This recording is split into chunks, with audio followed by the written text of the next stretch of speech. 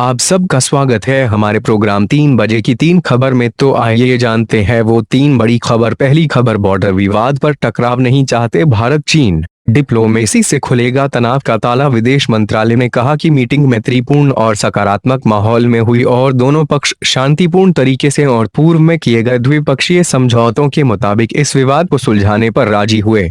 बातचीत के दौरान भारत और चीन दोनों ने ही यह माना कि द्विपक्षीय में गर्मजोशी के लिए बॉर्डर पर शांति और खुशहाली का माहौल रहना जरूरी है।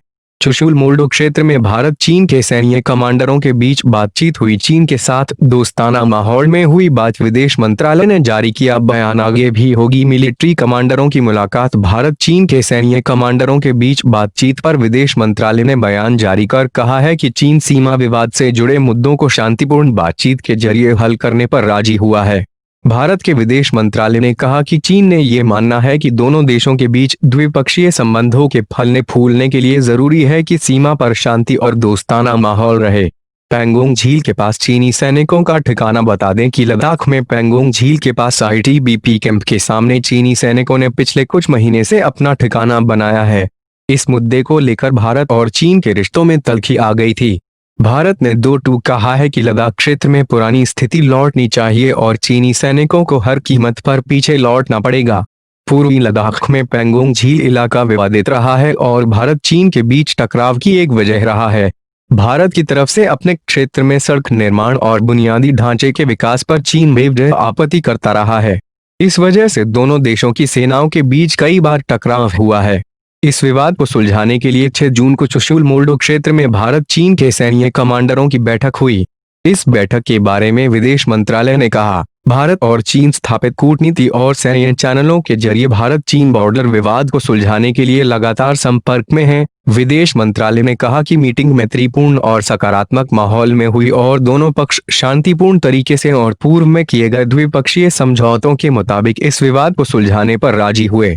बातचीत के दौरान भारत और चीन दोनों ने ही यह माना कि द्विपक्षीय में गर्मजोशी के लिए बॉर्डर पर शांति और खुशहाली का माहौल रहना जरूरी है।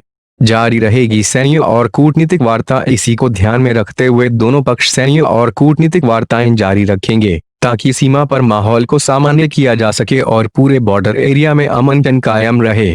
इस साल दोनों देशों के बीच कूटनीतिक संबंध स्थापित होने के 70 साल पूरे हो रहे हैं। भारत और चीन इस तथ्य से सहमत हुए कि अगर इस मुद्दे का हल जल्द से जल्द निकाल लिया जाए तो भारत चीन के रिश्तों में और भी मजबूती आएगी।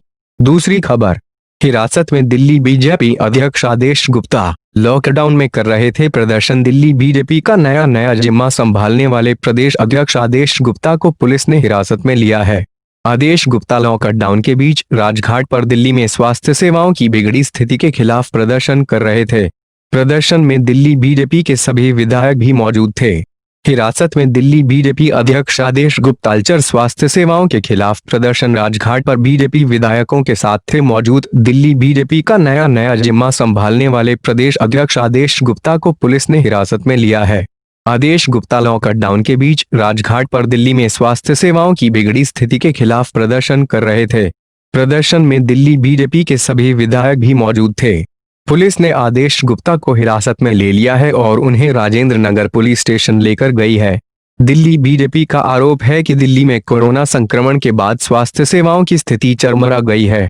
लोगों को अस्पताल में बेड नहीं मिल रहा है और वे इधर उधर परेशान हो रहे हैं। दिल्ली बीजेपी इसी के खिलाफ रविवार को राजघाट पर प्रदर्शन कर रही थी। इस बीच पुलिस ने आदेश गुप्ता को हिरासत में ले लिया। पुलिस ने पार्टी के दूसरे नेताओं को भी हिरासत में लिया है। रिपोर्ट के मुताबिक बीजेपी नेता केजरीवाल सरकार के उस फैसले के खिलाफ भी प्रदर्शन कर रहे थे जिसमें केजरीवाल सरकार ने दिल्ली सरकार के तहत आने वाले अस्पताल और प्राइवेट हॉस्पिटल में सिर्फ दिल्ली के मरीजों का इलाज कराने का फैसला किया है। तीसरी बड़ी खबर, दिल्ली में 10 जून से सस्ती होगी शराब, नहीं लगेगा 70% कोरोना टैक्स। दिल्ली में शराब पर लागू 70% कोरोना टैक्स वापस लिया जाएगा। 10 जून से शराब दिल्ली में सस्ती हो जाएगी। शराब पर 5% वैट बढ़ाया जाएगा। अब शराब पर 25% वैट लागू होगा। दिल्ली में 10 जून से सस्ती होगी शराब, नहीं लगेगा 70% कोरोना टैक्स। दिल्ली में सस्ती होगी शराब। दिल्ली में 10 जून से शराब सस्ती हो जाएगी। दिल्ली सरकार 70% कोरोना टैक्स वापस ले रही है। दिल्ली सरकार ने फैसला किया है कि शराब पर 5% वैट बढ़ा दिया है। शराब के दाम पर अब 25% वैट लगेगा। अब तक महज 20% वैट शराब पर लागू होता था। दिल्ली में बढ़ते कोरोना संक्रमण के बीच शराब की दुकानों को खोलने का निर्णय लिखा गया था। इस दौरान शराब की दुकानों पर हजारों की भीड़ उमड़ती थी। इसे रोकने के लिए सरकार ने 70% दामों में बढ़ोतरी करने का निर्णय लिया था। दरअसल लॉकडाउन 3.0 के दौरान दिल्ली में शराब की बिक्री शुरू हुई थी। 4 मई को शराब की दुकानों पर भारी भीड़ उमड़ी थी। सोशल डिस्टेंसिंग की खूब धज्जियां उड़ी। पुलिस को लाठीचार्ज तक करना पड़ा। इसके बाद केजरीवाल सरकार ने 5 मई से दिल्ली में शराब पर 70% कोरोना टैक्स लगाने का फैसला किया। शराब पर कोरोना चार्ज लगाए जाने के बाद भी ठेकों पर कई दिनों तक भीड़ देखी गई। सरकार को मजबूरन यह फैसला करना पड़ा। हमारी वीडियो पसंद आने पर वीडियो को लाइक, शेयर और चैनल को सब्सक्राइब जरूर करें।